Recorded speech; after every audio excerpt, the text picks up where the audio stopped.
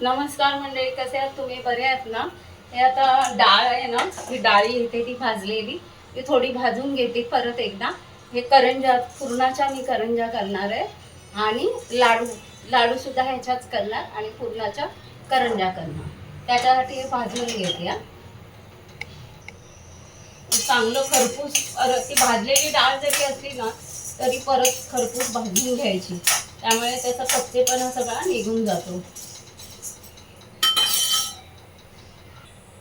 अर्धा अर्धा kilo, 1 kilo डाळ, अर्धा किलो हे ह्याला आणि चिवड्याला, चिवड्याला काढून ठेवली आहे डाळ, वेगळी घेतली आणि ही फक्त ह्याला करंजी आणि लाडू, इथं टोटल 1 किलो चांगली भाजून घेते आणि दळायला घेते.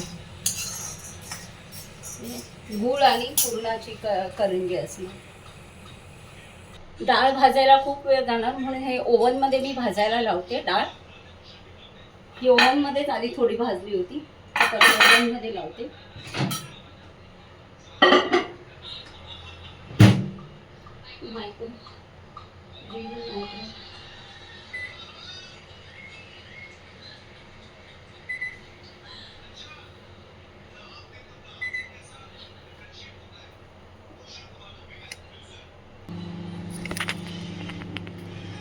ओव्हन चालू झालंय, हे बघा.